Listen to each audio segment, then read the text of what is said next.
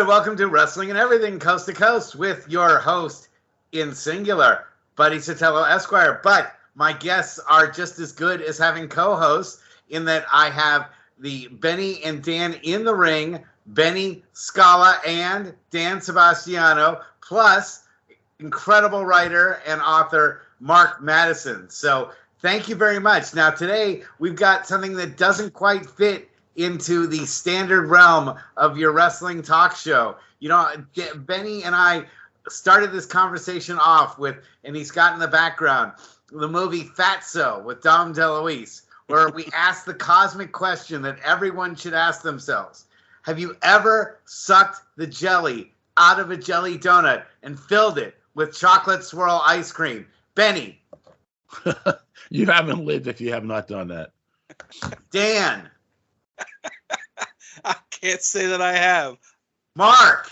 I can't say that I have either. No. Okay, well, at least we know who the real troopers are in the the other part of Fatso that I really love is when she's saying to Dom. By the way, Mark and Dan, have you seen a Fatso before? Yes, that's why I thought the reference was so funny. Mark, have you seen it? Gosh, in clips like years ago. Sure. Well, there's one part where she talks about the diet that Dom DeLuise has to follow, and she says all the things that you can't have on the diet, and it's like a list, like what he has in the background there. Everything you live for. Yes. No cookies, no cakes, no pies, ribs, ravioli, lasagna. Oh my God. Cannelloni. I mean, the things you wake up in the morning looking forward to. Mm-hmm. So we've got the holidays coming up, and I do want to talk about wrestling and food, but I also want to talk about holiday foods for everybody. Now, Benny, you and Dan are of the Italian descent, so do you want to regale us with your favorite holiday foods at this time of the year? I'm not very particular. I mean, give me a good turkey. Or I'm not a big ham fan, but if it's a spiral ham, I can do that. But, right now I'm kind of on a diet, although that will be a cheat day. And Dan, what about yourself? What do you have this time of year? Well, Benny, you disappoint me a little bit on the Italian side. My family, every year come the holidays, we always do the Feast of the Seven Fishes. So, that's Tell us Jews what the Feast of the Seven Fishes is all about. It's exactly what it sounds like. It's, as far as I know, my whole life an Italian celebration.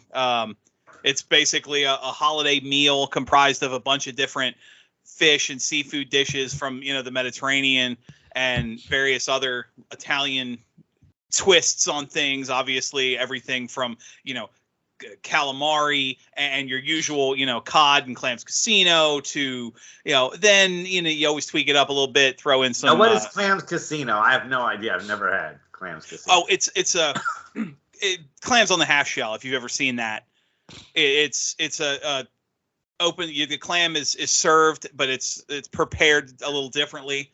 So it's like I'm trying to think of the term. Basically, you open the clam up and you put a different combination of sauces and seasonings on there: Worcestershire, lemon, salt, sometimes Tabasco, bacon, garlic, butter, and it makes a. So you guys really want to piss the hell out of Jews, is what you're saying. When you mix bacon with shellfish, you're just like saying, "Hey, Jews, up yours."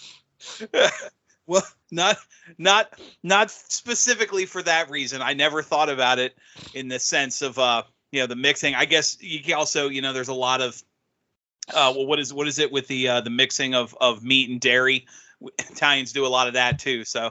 Oh yeah, where would you be without cheese on your pasta? And of course you guys love sausage, so yeah, that takes you out of contention. Now, Mark, you're up north of the border. Now, have you always lived in Canada, or have you lived somewhere else? No, I've always lived in Canada. So okay, so you can give us the Canadian perspective on what the seasonal foods are up there. Well, we're a melting pot too of multicultures and multiculturalism, and I'm also of the Italian descent, right? So the same, much 3-on-1 here. I'm really outnumbered. But I play in Italian as a manager. So I think I could just like hide behind my buddy Sotelo character. We could just all talk about Italian stuff. Oh, for sure. We can all sing Dominic the Donkey at the end. We can all break into a chorus of Dominic the Donkey. No, but continue. So tell me about some seasonal foods up north. I also have the benefit of, like, my wife is Portuguese, right? So we have it's super mix of European foods. So she'll make something, or her late mother passed away and would make something called bacalhau, which is really so in Italian, cod is bacala, and you put the Portuguese spin on it, and it's a combination of onions and cod and potatoes, and it's normally finished off even with a hard-boiled egg over top. Wow. Baked in the oven. It's really, really good. Lots of seasonings to that. My mother herself would either batter and deep fry a cod, but we've done calamari, we've done oysters, seafood pastas tend to be quite popular too, whether it's something with shrimp or a medley of calamari, oysters, octopus sometimes mixed in there as well. And it's either not boiled. It's cooked up with a roasted tomato, and garlic, and oil, and so those will all sit and marinate, and it'll stew, and then we'll mix a penne into it as well. So, but there's meats, like we'll make a rack of lamb, we'll do a turkey, we'll do sausages and roasted root vegetables, whether it's yams or regular potatoes or carrots, and then we'll mix it up, mushrooms and peas as a side dish, or we'll do a Parmesan asparagus. That tends to be quite good.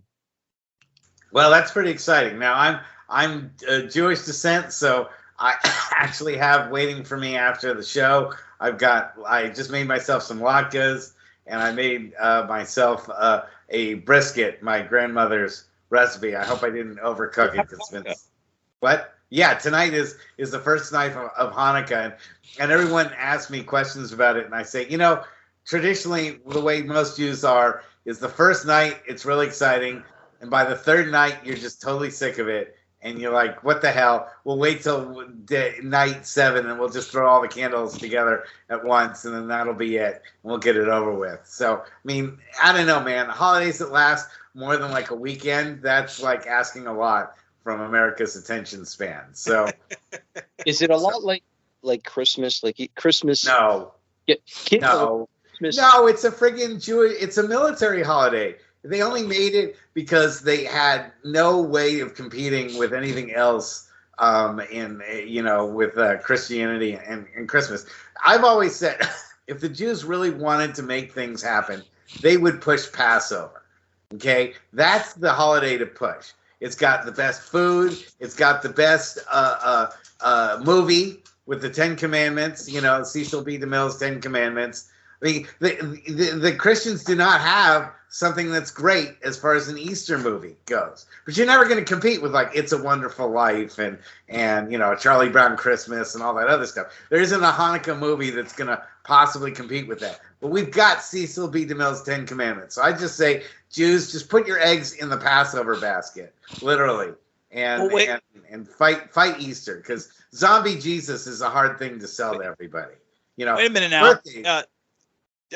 Charlton Heston and Max Van Sydow, the greatest story ever told. Isn't that an Easter movie? It is, but it's just a hard thing to sell because of, zombie Jesus is not the kind of thing, most people are attuned if they see a zombie to take a shotgun and blow its head off, that a birthday is something everybody can get behind. And come on, Yul Brynner going, Moses, that's a great drinking game. If you just, every time someone says Moses, more than once, you got to drink. It keeps Manischewitz in business. So,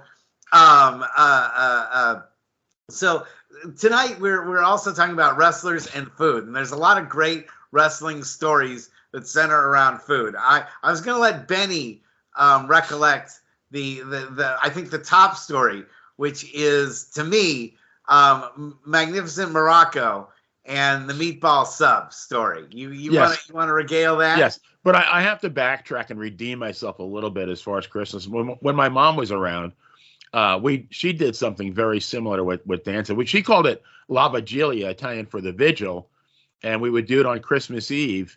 And she'd make the calamari, the scungili, the octopus, meatless ziti. Everything was meatless.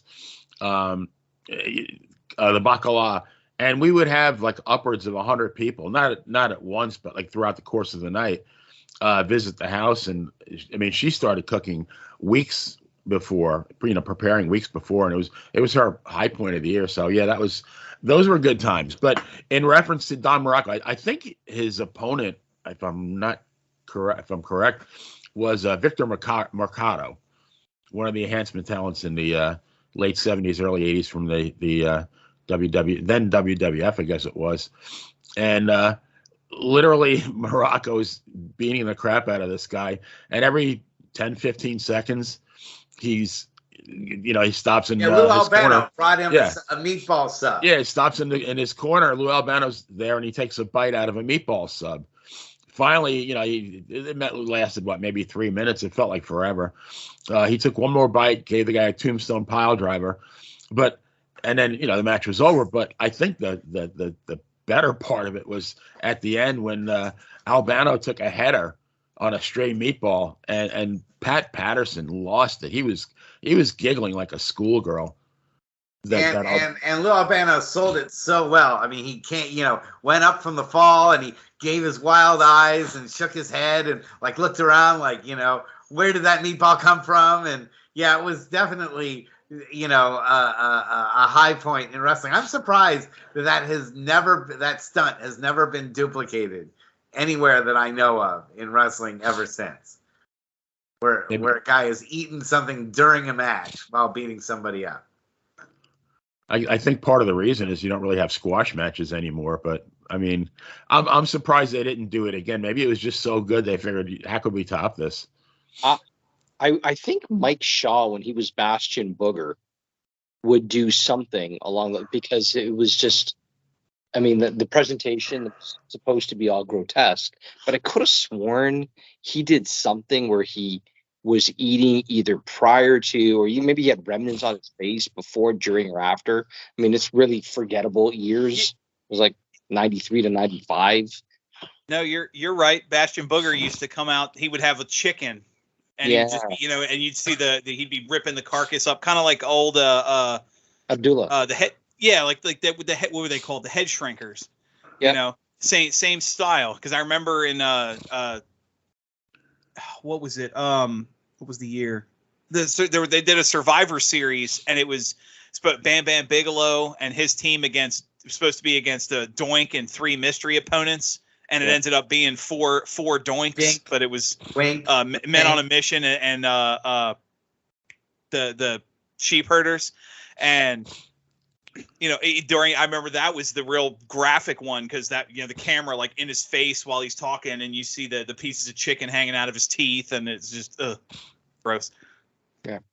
Do you remember Damien Demento and his worm eating? That was really something that got people.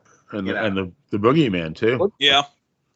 Oh yeah, I think it was the Boogeyman who did that. Where it's funny. I remember watching an interview after he, I guess, retired, whatever you want to call it, where he said that they had wanted other bugs like maggots, roaches, they had to do worms because it was the one thing they could control that they could guarantee wouldn't get out of the ring, versus if he had a handful of roaches or they had a bunch of other bugs they had floated around, and they picked worms because it was the one thing that couldn't run and get out of the ring fast enough. There you go.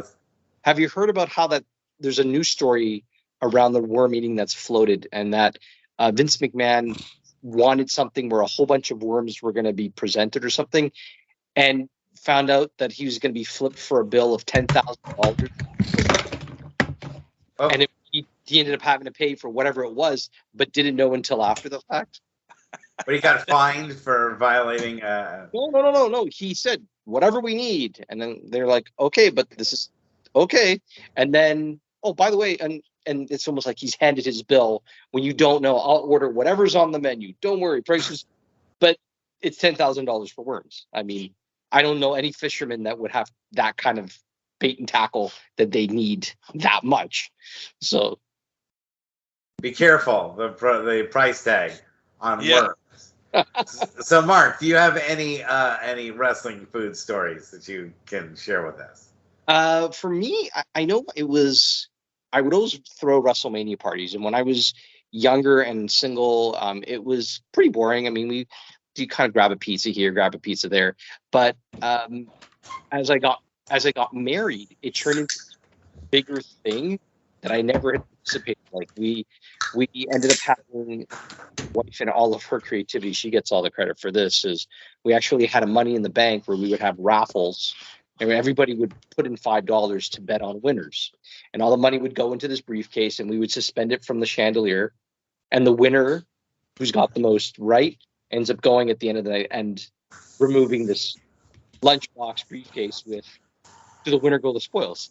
But we would actually gear our meals around wherever it was located.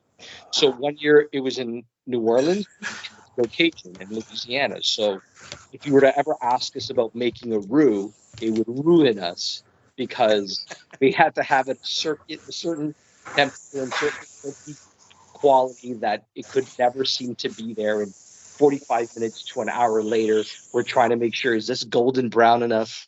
And it drove us kind of crazy. But we tried to base it keto light maybe or something along those lines. So, yeah. So, yeah, and what was the most exotic thing you guys served at one of your WrestleMania parties? I want to say the Louisiana one was a lot of fun because we ended up making gumbo. We ended up doing some Creole related stuff. It was the most time consuming.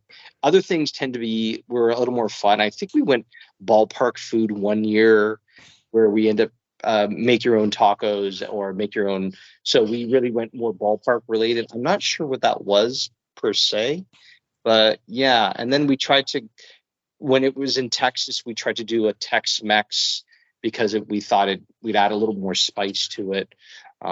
So wherever they're located, we tried to gear it towards that. It took a little bit of research, a little bit of time, but it could have been anything from making sausages to even making veals to sometimes we would change it and want to go ethnic and make it more of a potluck and try to give our guests who are coming a bit of a theme to work with.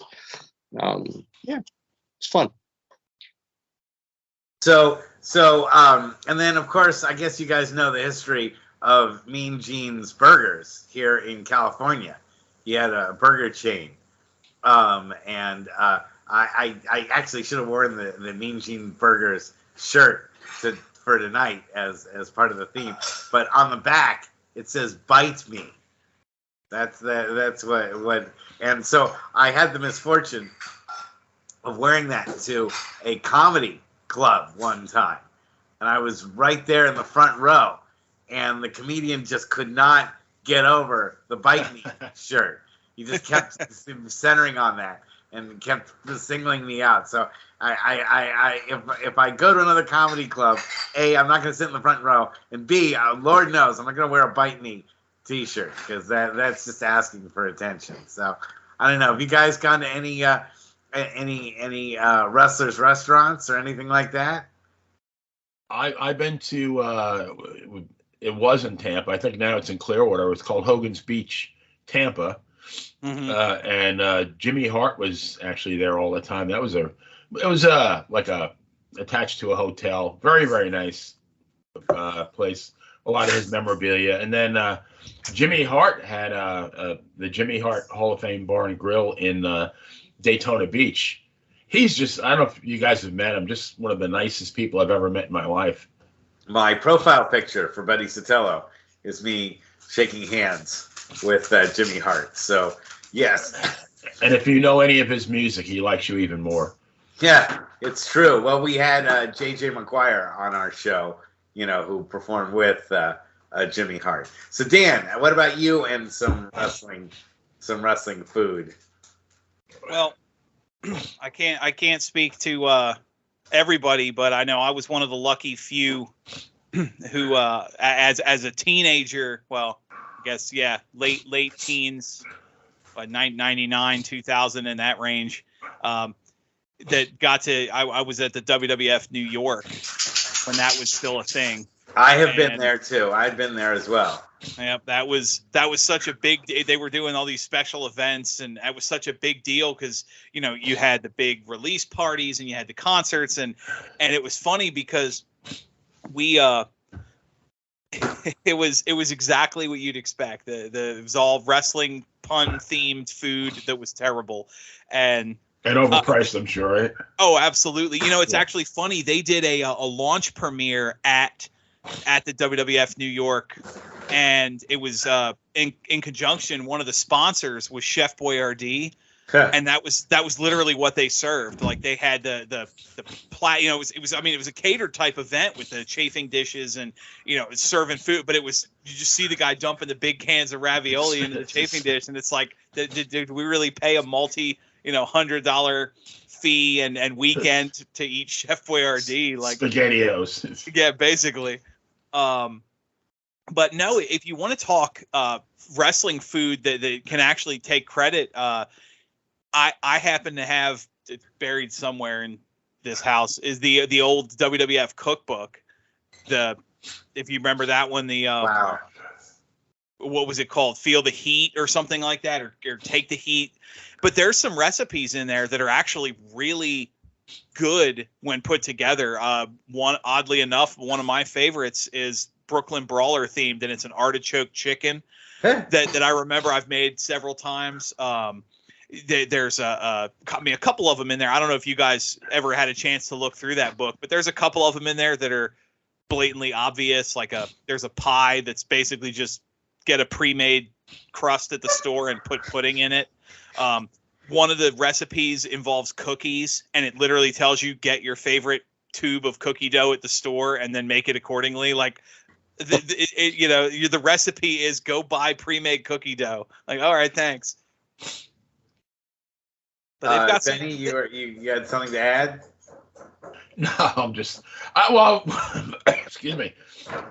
Off topic, but I was watching a couple of videos today about the WBF.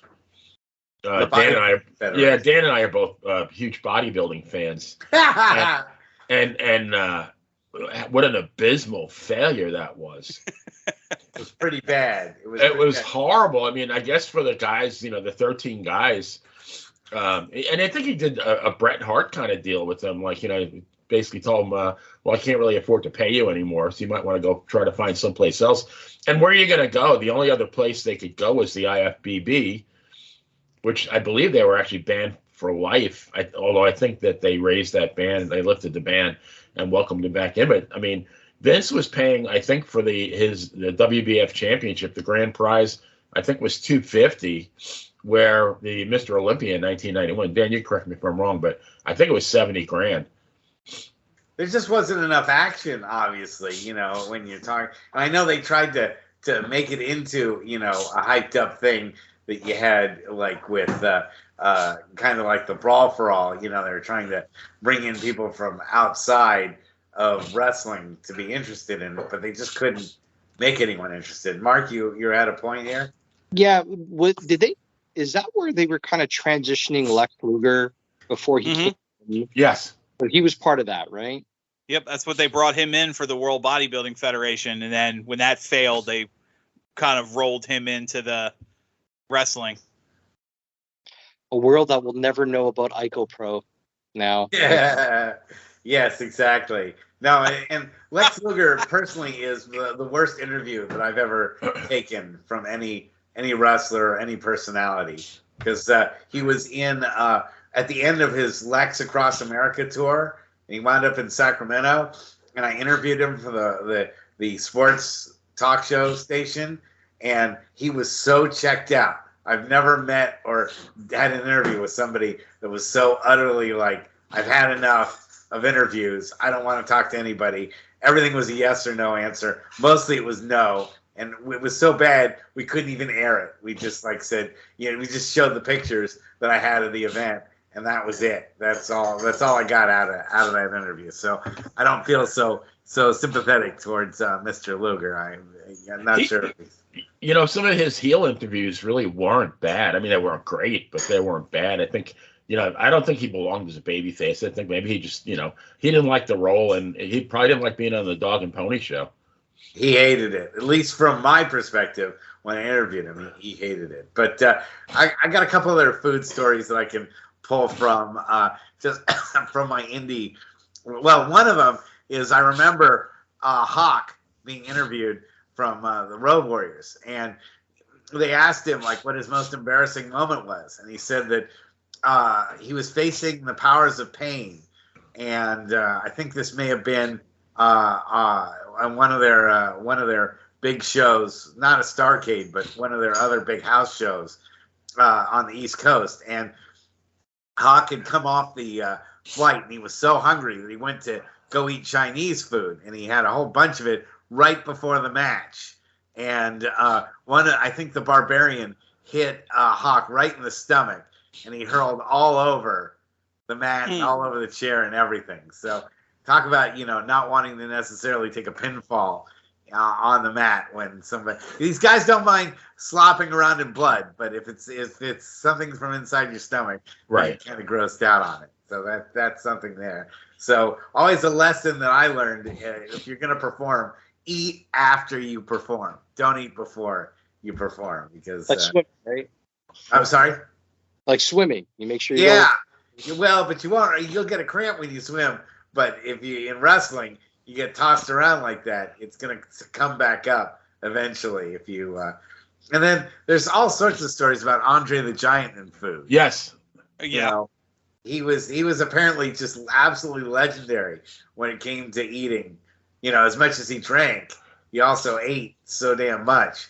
People said that they would, stop what they were doing in restaurants just to see him. And my dad, actually, the only wrestler he ever saw in his entire life was Andre the Giant. He came to San Francisco and was performing in the Cow Palace, and he came to my dad's office, was in downtown San Francisco. He was right next door to, or within catty corner of Sears Fine Food. And Andre the Giant, that was his place they would go to. So my dad was sitting there at the table, and then just suddenly, in through the doors comes Andre the Giant. And my dad was just fascinated. He said he's just never seen a human being eat so damn much. They pretty much gave him the menu, and Andre the Giant said, just give me what you've got. He said on yes. The menu. He just handed it back and just said, just keep it coming. I'll let you know when I'm full. And they, brought it by the wheelbarrow to Andre, and he just scarfed everything down along with, legendary amounts of beer and wine and stuff like that. I mean, he used a bottle of wine like those of us use a shot glass. Oh yeah. Well, I mean, the story of him, 112 beers in 45 minutes, and then you talk about his food. I remember the Tim White, was his handler for all those years, and he always told the story the rest time they went to the restaurant, and he said Andre had ordered 12. It was 12 steaks and 20 lobsters or something, and it was basically he had more food than an entire table full of 300 plus pound athletes combined. It was inhuman, the volume that he consumed, is what they were saying.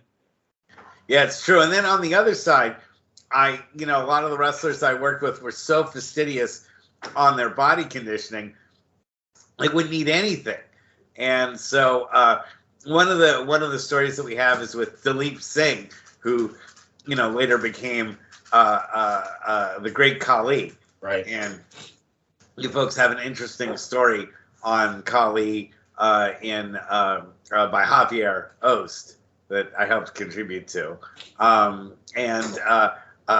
of the things was Dilip, when he first came to the United States, he worked for APW, All Pro Wrestling. That's where he got his initial training. So we got to meet him literally right off the plane and he didn't speak any English or hardly any English, and I don't think he read any English. So he would go and have this a taxi driver would be hired to take him shopping and buy him stuff, and then he'd come back and just hang out in his room. And there was no like cooking facilities at All Pro Wrestling. It was totally illegal. Everything was done under the against building codes and all that stuff. They built a bunch of lofts, and they had one downstairs room that Dilip was in, and all Dilip would eat was tuna and rice. He had a rice cooker, and he had like 80 cans of tuna, and he would just eat tuna and rice and tuna and rice and tuna and rice. And so the boys decided to make and he would never throw out the tuna cans. The tuna cans were lying everywhere in the gym. Yeah, it was really awful, especially in the summertime when that stuff would really kick in. And so they balanced a bunch of tuna cans like right above his doorway. And so like Dilip came in, and all the tuna cans with all their like little gunk stuff, the oil at the end of the can, fell on top of him. And he got so pissed off. He chased at least 3 of the wrestlers around the gym like about 5 times, and they were running for their lives because Dilip was gonna literally, he would say, "F you guys, F you, the tuna," and he was so furious about that. So that was, the boys will play pranks on you in indie wrestling if you give them an excuse to. So that was an endearing little story. I don't know if you guys know any indie food stories. Wasn't he? I believe he was a competitive bodybuilder though before he was a wrestler, wasn't he? Yes, he was. He was. He had done some police work, but the police didn't, hire him for any kind of a long-term job. He was part of the lower caste of the Indian society, which means that he was part of the untouchables, which, unfortunate for him, meant that any upper... What's very weird is that when you're in that lower caste, there are people that will hate you in India or treat you like you're worth nothing, even when you're worth $6 million like he is now. He's worth like $6 to $8 million bucks, but there's people in India still won't talk to him because he was born part of the lower class. And so I tried to have one of my grandmother had a close next door neighbor who was Indian, but part of the upper class, help him out when he first came to the U.S. And she wanted to have nothing to do with him. It was very eye-opening for me. I didn't really understand that dynamic until seeing it firsthand. There's a lot about Indian society I don't know that much about, but that was one thing that was kind of shocking. So, he was always looking to be part of the United States to try to bring himself up in class, because we all care about people once you have money. It doesn't matter if you're low class or high class to start with. How much money do you have now? That's the way it is. But another story that they also have was when I was working with Boom Boom Kamini, who died about 2 years ago due to diabetes issues. And he's a big guy. He's like King Kong Bundy. And he would eat everything. Whenever I would have like a pre-match meal or something like that, he would just come right into the locker room, say, "Hey, buddy, what are you eating?" And he would just grab whatever I had and just stuff it down his mouth. So I found that he was allergic to mustard.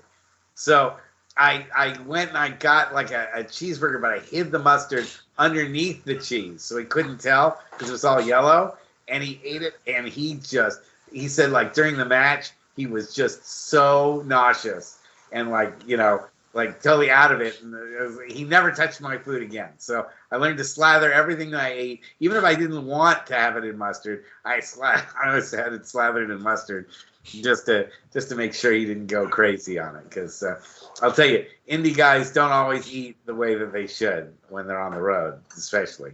You guys got any stories like that? I had a question.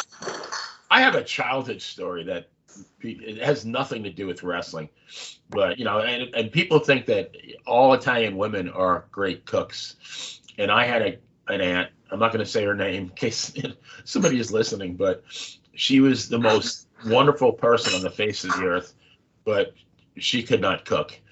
And my dad told us a story that they all lived in Brooklyn, and they used to have those courtyards. I guess it's really hard to explain, but people would hang their wash out the window, and between the apartment buildings. But she saw she was making meatballs, and she saw a basset hound walking, and the dog looked like really emaciated. His bones were sticking out. So she took a couple of meatballs and she put it on a napkin, and she just lowered it out the window, and the dog just sniffed it and walked away. I don't know if my dad made that up or not, but it's still in doubt. Mark, what was your question earlier? Where did the statement of a hot dog and a handshake come from, and why was that used describing indie wrestlers? Well, because a lot of times people would be promised $20 or $50 when they would go perform, and at the venue, hot dogs are usually free. So what the owners would do, or the promoters would go out back. Usually they'd have hot dogs and like chips and like soda for like the big name guests, the fly-ins or whatever, the top of the card, plus the promoter would do it. And like, maybe if there were people who advertised on the show, they would come back to the green room and they would have hot dogs and stuff. And so usually the owners were figuring, well, if I get them at least something to eat, then that will keep me from being able to have to pay for the talent. So that's at least as far as I know where that expression came from, unless you guys have a different thing. But at least I've seen it happen. Kirk White, the late Kirk White, is pretty famous for that. If he could do anything to keep from actually coming out with cash from his pocket in order to pay off a wrestler, and he'd get to keep whatever money that would normally go to him, that was what Kirk White at Big Time Wrestling was all about. He's a pretty strange individual. I'm assuming though, like, that the house couldn't have been that big in the first place if he's paying somebody off on a hot dog. You know what? There's some owners that house could be packed to the rafters, and they'd still try to find a way to pay the wrestlers in hot dogs and soda, and say, look, you could do autographs, and here's a T-shirt, here's a promo T-shirt for our Fed. A lot of them just want to pocket whatever they can get, because low budget indies are just that sort of thing. So and then I also remember another relatable food story was that Marc Bison Smith, who was the guy that I performed with as Super Destroyer 2000, he later went on to Ring of Honor, and he was big in Puerto Rico and Japan. He only got one big break in the WWF or the WWE, and that was he was a soda vendor, and he portrayed a soda vendor when some guy went out into the audience, and one of the wrestlers got out into the audience. I'm trying to remember who it was, and got into an argument with him, and he threw his soda thing down and was gonna fight the guy, and then all the people run in to break it up, and that it never turned into an actual angle for him. But at least he had his moment as a soda vendor for the WWE. So sometimes that's all you get. You know what I mean? You're lucky enough that's the biggest break that you'll get. You'll get is just as kind of an extra in one of the WWE skits that they used to have. So it's like Moonlight Graham. You only have that half inning, and you don't realize that was your only chance. True. So, and then I'm also thinking back on Moondog Mayne. Do you guys remember Moondog Mayne? Yes. Yeah, his big thing was eating goldfish, like real goldfish, like taking them out of the aquarium and tossing him down his mouth before going into battle. Do you guys remember that? What territory was he in when he did that? That was here in San Francisco. Okay. Yeah, he would go, and that was like so shocking. You know, the next day we would all be talking in school, like, can you believe he ate a goldfish? And he would also take broken glass and like scrape his arm up, you know, and show himself bleed because he was, you know, so out of control. And we all thought that was just amazing back then. It was, you know, different era of kayfabe back in the day. So. Any guys got any other stories you can follow up with that, or? I guess that's something you couldn't do now. You know, the PETA people would be quite appalled, I would think. Right. We mentioned the boogeyman earlier. There was complaints from animal rights activists about him eating the earthworms, and that was you know, how many years ago now? 10, maybe more. Well, yeah. 15. So yeah, 10 or 15 years. So. I mean, nowadays, yeah, you'd never get away with something like that. Those poor worms. Those poor worms. I know Benny wrote about really, really poor and tasteless storyline that happened in the WWE with Katie Vick. Oh, yeah. I'm not trying to... but in around the same era, I know that there was a feud between Al Snow and the Big Boss Man, where the belief was that the Boss Man cooked... Pepper. Dog? Pepper? Mm-hmm. Eat it? I don't even know who decides that would be something to even... Like, how do you... You know, it's funny. I mentioned the WWF cookbook earlier. The entree of the Big Boss Man entree is pepper steak, and there's actually several jokes in the description of making the recipe about if you want to use a dog, cook it at this temperature. I'll tell you what, for anybody out there, if you're curious, that WWF cookbook is a time capsule of how things have changed in the world. There's you know, like I said, references about cooking dog. There's you know, there's comments about this dip will go great at your XFL tailgate party. There's actually more than one reference to this is, you know, having people good, wholesome, valued people like Bill Cosby at your party. Did you guys ever have the WWF ice cream bars? Yeah. Yes. I used to get those off the ice cream truck when I was a kid. Now that's something that I think the WWE should bring back. That was something that, you know, it was every kid looked forward to it. You always wanted to get the your favorite wrestler. I remember getting the Bret Hitman Hart version of it, and they were actually, I think, pretty good. They weren't bad at all. No. They could use chocolate, you know, on them. I think they should have put some chocolate icing or something like that on them, or chocolate ice cream in the middle. But the wafers on both sides, I thought, were actually pretty tasty. So now, when you guys went to wrestling shows, what would you guys order to eat? Oh, well, I know we talked about it before, but you know, at Benny, you know, I know you always mention baseball. Something about ballparks and hot dogs, but some of the best hot dogs I've ever had have been at wrestling shows. So always got to get a hot dog. And I will say, Virginia here, I'm in Virginia here, VCW, the Virginia Championship Wrestling, our local indie. When they do shows in Norfolk, they always sell these bagged pickles that are really good. So got to shout out to the Virginia pickles. Wow. Mark, what about yourself? It's funny. I had a chance to go to the Survivor Series that was here, where the main event was Goldberg versus Brock Lesnar. And okay, we've got a few minutes left. I'm going to go grab a slice of pizza.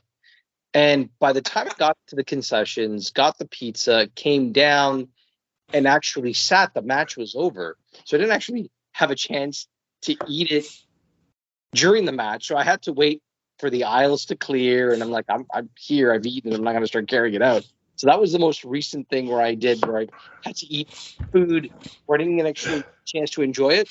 And it wasn't bad, but I don't know if it would have been better if I could have actually sat and enjoyed it. But typically we've had some themed shows or indie shows. We had one that was more lucha related, where they had the family of the people that were running the show make homemade tamales and chili. And so it wasn't typical of what you would ever normally get, at least from other indie shows where it's more fast food. This was more comfort food that you would end up getting, but the theme was really more pushing of luchadors, and they really had a Mexican and Latin theme to it. So whether it was chili or tamales or some tacos, it was really, really neat. Well, that was a common thing in incredibly strange wrestling here in San Francisco. Before, indie wrestling, wrestling was big when in the 70s, and then it kind of went away. And the way it resurged itself was ISW was the first kind of big indie that came back in the Bay Area. And people were so crazy about luchador wrestling that they threw tortillas into the ring. So the place would be covered with tortillas when the luchadors would fight there. But it's been a while since ISW did something like that. Anybody got any food thrown into the ring stories? No? Nothing. I mean, unfortunately, I've been in the crowd more than once when food being thrown into the ring was done for a offensive reason, which, wrestling fans, I've said it many times on the show, and I continue to believe it, are simultaneously the best and worst human beings on the planet. Yes, absolutely. And the ones that think they're part of the show are obviously the worst ones on the planet. I mean, you can say what you want on the outside. I mean, that's the beautiful thing about a wrestling show is that, you can shout and scream and get all that out. But when you try to get involved in the actual show itself, with throwing stuff in there, or one time I was at a Polynesian Pro wrestling show that was here in the Bay Area, and a really drunk guy, came into the ring, and the two American wrestlers who were supposed to be the faces moved aside, and they let the two Japanese guys who were the bad guys absolutely beat the living tar out of this guy. And it was the first time I'd ever seen like a normal schmo go up against wrestlers, because you always go, well, it's all fake and they don't really know how to fight. It's like, okay, these guys know how to fight. So they really beat the tar out of this guy. And the security just said, we'll let those guys do our job for us. Right. And they let that guy get absolutely beaten up. It was actually one of the early matches that Dwayne Johnson was in. One of his first pro matches ever was that Polynesian Pro Wrestling. I think it was in '85 back here in San Jose. And the only Polynesian Pro Wrestling show that they ever did in Northern California. So all the rest of them were in Hawaii. So, I don't think that's going to make the Young Rock anytime soon, but you never know. So I hope that guy that got beat up, he got a hot dog and a handshake at least. He got a hot dog stuffed in a place that was not his mouth. Let's just put it that way. So what are you guys going to be doing for the rest of the holidays? What are your plans for the rest of the holidays? Pretty much business as usual for me, work, and then I'm flying down to Boogie's wrestling camp, but not until the 15th of January. He's actually starting to have a show, Wrestling Live from BWC. It's going to be every other week, so I'll be there for the second show, and I'm trying to weasel my way into doing some commentary if they'll let me, but that should be nice. I mean, that is the middle of nowhere, Shawsville, Virginia. Wow. It really is. I mean, you can fly into to Roanoke, but it's about an hour from Roanoke. How far is it from you, Dan? Is it about 4.5 hours? Wow. Are you going to try to go, or is it just too darn far? I mean, it depends on when they do stuff. Unfortunately, most of what Boogie does is on Sundays, and that's just not a good travel day for me. Sundays 12 to 4 is when camp is open. Exactly. And Mark, what are you doing for the rest of the holidays? Well, my kids are going to be out of school, so I'm going to spend most of that time. Hopefully, we might actually go to a WWE show, which I wouldn't normally do, but my daughter's getting the wrestling bug, which is always great. How old are your kids? Our youngest is going to be 4. She's 7. Then we have older boys that are 16 and 18. Wow. So, yeah. Well But paced. we've ended up going to a lot of the indie shows, at least in our local area. And some of the stars, we've had Josh Alexander pop through and Santino Marella more recently too.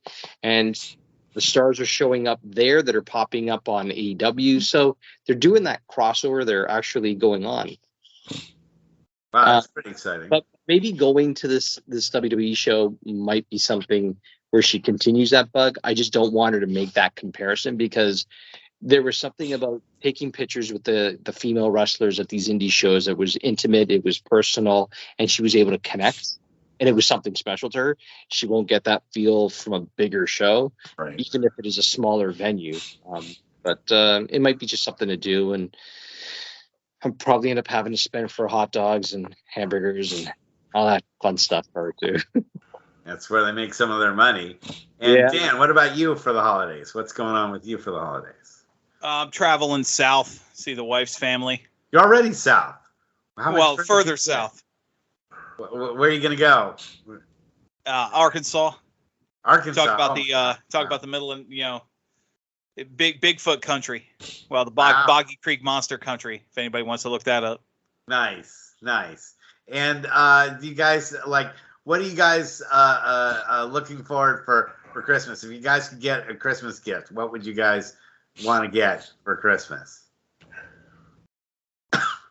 Any kind of wrestling book. Not that I don't have enough already, but I'm reading the Blassie book now. Oh my God, what a book! What book is it? Fred Blassie's autobiography. Okay, what's the name of it? I think it has something to do with Pencil Neck Geeks. Yeah. It must. I mean, Listen up or something. I have it in my car. I read it on my lunch hour. It's like the stories he tells. Holy cow. Wow. And what about you, Mark? It's funny, we were talking food. I would really like a kind of a portable pizza oven. We want to do our backyard up where we have an outdoor kitchen, and I'd love the idea of this pizza oven that I could just plug in. And then not necessarily wood burning, which would be really expensive, but one of these that's a couple $100 that makes nice homemade, almost wood burning like pizza with thin crust. That sounds really good. And you know what? It We'd does, probably, yeah. even if it was a couple $100, we'd make our money's worth on it, because that's all my kids eat is pizza. So I comment that the Teenage Mutant Ninja Turtles look at my kids and say, "You guys eat too much damn pizza." So they're in love with that. So, and what about you, Dan? What would you want to get for the holidays? Well, earlier this year, my wife got me a PS5, kind of a hybrid of Christmas, birthday, anniversary. So I'm good. I mean, What's the best game you've got on it? Well, I just finished the new God of War that came out a few weeks ago. You just finished it. Well, it's not terribly long as far as the 200-300 hours that you hear stories of people putting into some games. I'm sure if I want to do all the side content, there's much more there. But that was phenomenal. Wow, I haven't played that yet either. I don't have a PS2. I do everything through the PC, but I eventually they're gonna port it over to the PC, I'm sure, because they can't make enough money if it's just a PS5 thing eventually. So and then what about you guys' plans for the new year? Someone has to. I'm hoping this is the year I can finally retire. I just have so many things I want to do, and at this point, work is getting in the way. So yeah, but 2/3 of your best posts are about how crazy your customers are at work. Yeah, Facebook posts. I'd have to get a job at Walmart part-time as a greeter or something to make up for the content. And Dan, what about you? What are your plans for the new year? Well, I apparently breaking news on your show. Our podcast is ending. Benny said he's retiring, so that's good. Oh, not from that. No, I meant from work. Oh, Well, good. That gives me time to cancel your Christmas bonus. Okay. And Mark, what about yourself for the new year? I know for the new year, there's just health, like general health for us in the family. I think that's always important. Going through the things that we have, we just have just a litany of. I wish it was just cold and flu, but there's a lot of respiratory related issues that are coming in our way. And with young kids, it's just doesn't seem to end. And the bigger your family is, the more it tends to circulate. It doesn't really end. So I something as simple as health is paramount for us. You're saying that where like Benny is ready to keel over with something. Dan, you sound like you've got something. Hang on. And I've been coughing for the last week. So it sounds like you hit the nail on the head for all of us in this group. We're all just the Walking Dead at this stage, but trying to make it through. So and then do you guys have any like things that you'd like to see in wrestling in the next year happen? Anything you'd look forward to in wrestling at all? Vince McMahon to go away and stay away would be nice. It's been nice having him gone this year, I'll say. Especially with the stories of him wanting to come back now. He's like Trump. I mean, he really is like Trump, and a guy that when people stop talking about him, he starts to, age like Dorian Gray, in the portrait. Like he only lives when people like mention his name and draws strength from us when we mention his name. And when that's the thing though, when he comes back, he's going to be old. I mean, he's really like pushing into the 80 category. I think he's 77 going on 78. Going on like 108 as far as Right. like his, internal organs are concerned. I'm sure with, it proves that steroids doesn't exactly kill you while you're a young man because, he did plenty of those things. But I think wrestling seems to be moving on well without him, and that probably kills him. It's probably something that he lays awake at night going, how can the wrestling world survive without me? And when the answer is pretty well, I think it makes him, pretty bummed that we're not all clamoring for him to come back and, start those story angles where he gets over. Do you think he'll try to make himself champion one more time before he dies? Well, I mean, knowing what he was going through at the time, he still managed to get his first win at WrestleMania. Yes. Yeah, he just that makeshift match with Pat McAfee and then Austin coming out. I mean, he already knew he was on his, last legs there, and let's squeeze out one last moment. So I mean, I wouldn't put it past him. What's the record? I think Moolah won it when she was in her 80s, wasn't she? Or Mae Young? I'm trying to remember. One of them were like in their mid to late 80s, I think. We can only hope. Leave it up to the young guys. That's what the future is all about. So, Mark, do we have any interesting articles that you'd like to promote coming up so that our fans can check it out?